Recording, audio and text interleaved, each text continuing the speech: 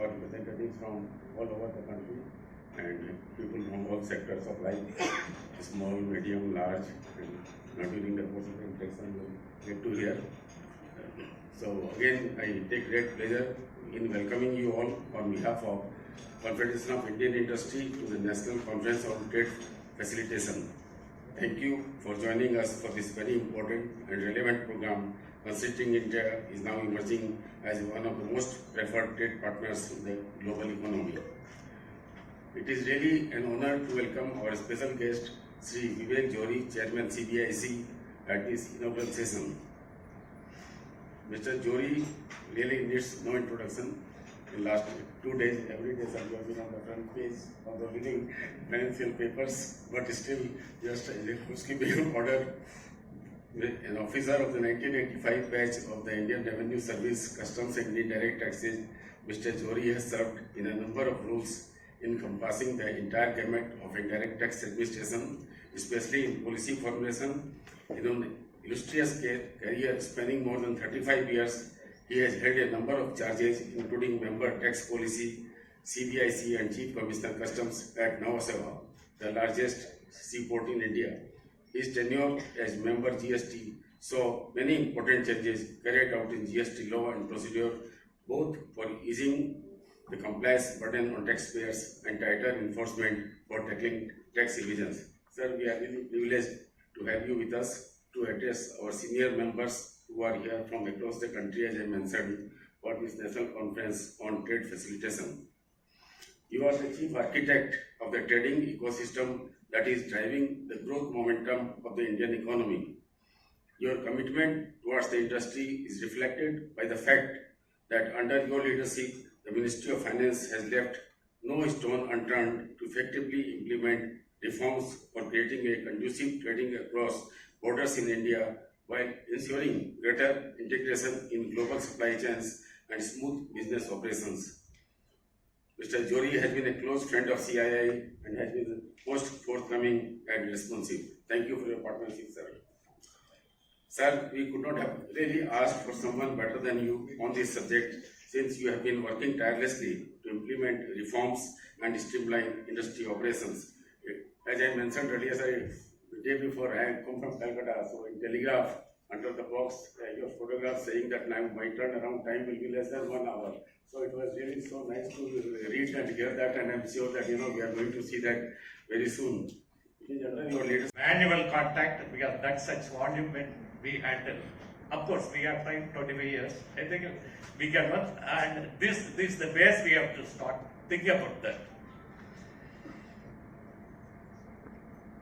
Actually, this conference, we will collect lot of inputs and go to CBIC again with our inputs, because all these sessions we get lot of inputs, and they are willing to understand what best can be done. Sir, our wish is trade across borders.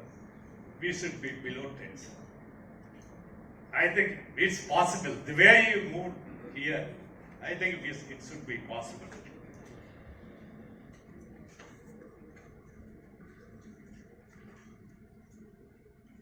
See, as far as CA is concerned, we are working closely with the government of India, particularly DBA is of doing business, and with CBIC. See, CA has regional EODP committees and also all state level committees. We go and meet there also, the customs. So in fact, 2 days back we met new Chief Commissioner at Chennai.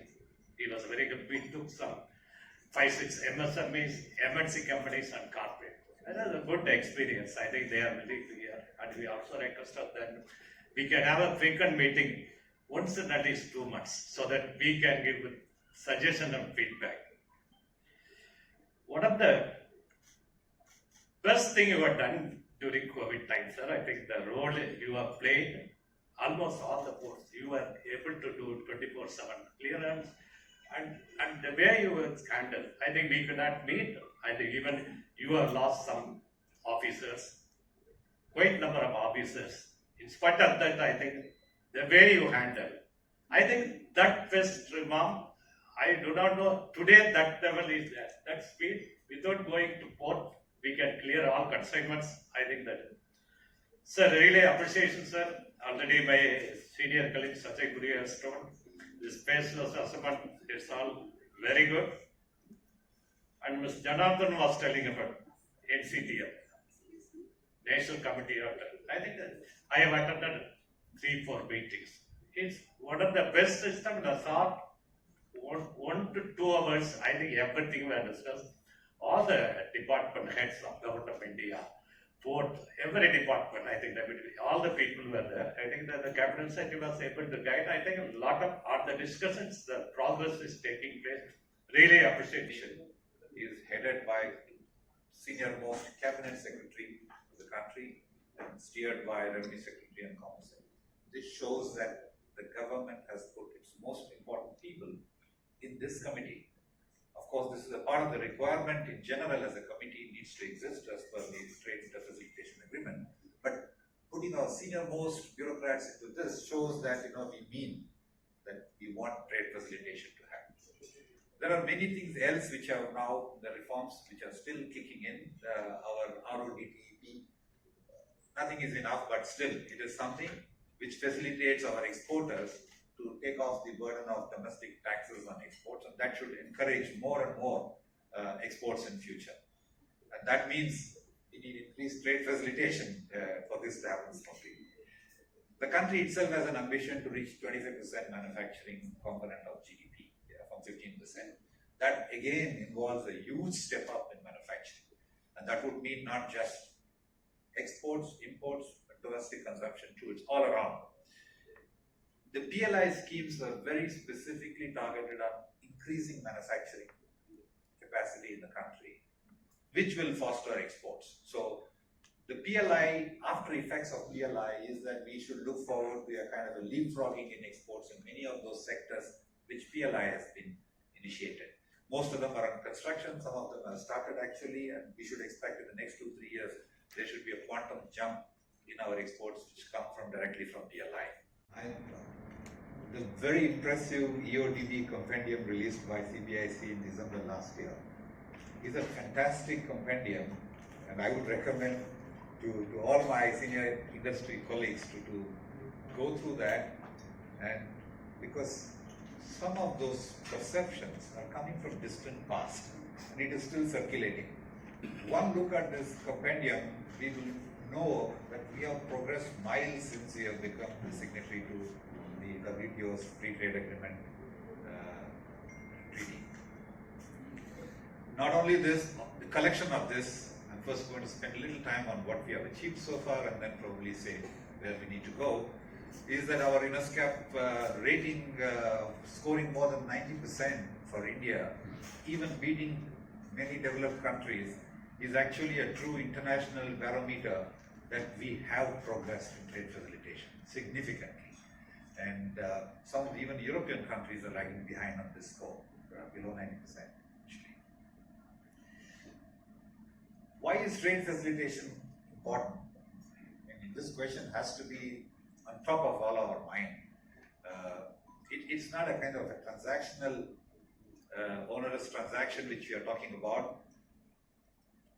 WTO has put together that in 2022, $25 trillion was the value of trade in the world. That's a huge number. If you bring it down to India, we have almost $1 trillion, both imports and exports, trade facilitation. That's equivalent, it is not the same, equivalent to 1/3 of our GDP. And all of this physically goes through trade facilitation. That's a very significant number. And the efficiency here can significantly help us reduce our logistic costs, increase our competitiveness, accelerate our growth. It does many of those domino effects which will come along when trade facilitation is done the way we have done it so far. That's the reason why we are also able to cope with our 4%, 5%, 6%, 7% growth even during COVID. Further looking forward to 6 to 7% growth in future. But is this where we should rest? I think this is not about the trade facilitation or about the reforms itself. It's where the country is going to go. I want to give some few bullets to say that what what we should look for and where we are going to and how to prepare for that. First of all, how important is this is very clearly signified that the National Committee for Trade. And the fear emanated from the fact that these were legally binding commitments, and even though you had under the WCO framework, you had already put in place the entire sort of protocol on trade facilitation, but those are not, strictly speaking, legally binding commitments. So that added to the concern. But when I look back upon it, I think 10 years later the picture is entirely different, and I'm so happy and so glad that we've actually been able to not just deliver on the WTO TFA. You would be aware that India has already fulfilled all its commitments under the TF agreement. We've gone way beyond that, and we continue to do so. And I'll touch upon a couple of things that we've already achieved, but I'll also touch upon some sort of a vision of what we think are additional things that we need to do. But you mustn't sort of undermine or what is the word for it? The importance of the WTO TF agreement. Even though we've completed it, we've fulfilled our commitments, I think one of the key takeaways and one of the key contributions of the TF agreement has been that it's led to a lot of convergence in concentrated thinking about TF as a theme. So we were doing a lot of trade facilitation for a long time, for many years, for decades. CBIC had also sort of automated a lot of processes, but the coming together of all entities, all agencies at the border, away from the border, but carrying out some regulatory activity or providing logistics support, it wasn't happening in a coherent way. And what the TF did for us is that it structured our thinking on what are the key pillars that constitute trade facilitation. And it also brought all these agencies together, sensitized all of us that, unless we do it in a concerted way, it's not going to happen. And once again, and I think this is an experience which, when we share it, well, forums like the WCO and the WTO, it's really appreciated the way, we've created an institutional mechanism which brings all these agencies and bodies together, including people from the members of the committee, and brings us together to one platform where we can think jointly, coherently, cogently about what we need to do about trade facilitation, what are the missing pieces, who are the laggards, who are the people who are leading, and how everyone needs to sort of come on board for it to happen. So I think that's a very, very major contribution of the trade facilitation agreement, which we very often miss because now we're treating it as part of our history. We've already done it. It's also spurred us to do things at such a rapid pace that I very often hear from industry that we're moving too fast and they're not able to keep pace. In fact, the way we climbed in the Trading Across Borders Index and the Ease of Doing Business, I think it compelled the World Bank to rethink its strategy. I mean, perhaps, and this is in a lighter vein, but perhaps, they would have thought, why some country,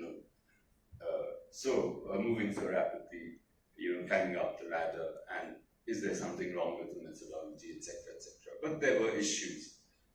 And I know that at the WCO there is a lot of discussion going on whether one metric, which is like the Trading Across Borders Index, is good enough to measure the performance of customs, because it's a multi-dimensional thing. There's also this concern about measuring performance based on perception surveys.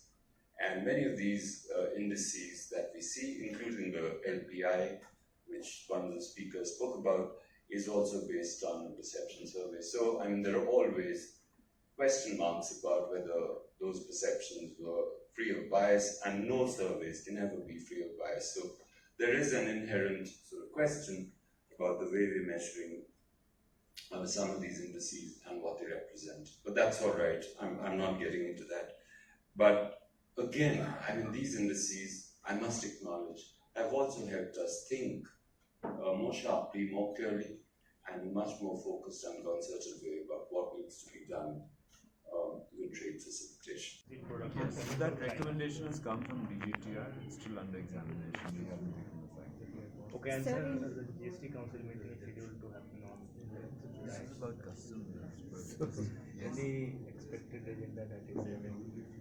No, the agenda has not been firmed up yet. But two things that I can mention is whatever discussions have taken place in the Fitment Committee, those will be placed before the council, and also issues that have been discussed by the law committee. Sir, has the Law and Fitment Committee been able to look into the issue of online gaming? It's been on agenda pending for long. That is not either before the law or the Fitment Committee. That is a GOM report which the council has to discuss. Okay.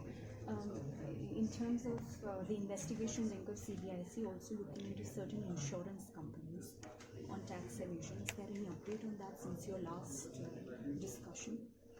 I don't have the final numbers. It's an ongoing discussion because this is about using fake ITC, Right. or using input tax credit which has come from bogus firms or fake firms.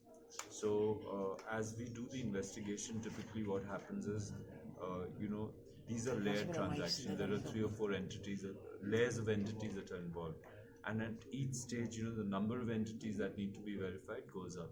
So that investigation is going on. With some, it has been concluded in the sense that we've been able to arrive at some number to estimate how much ITC was passed on in this manner. For others, it is still going on.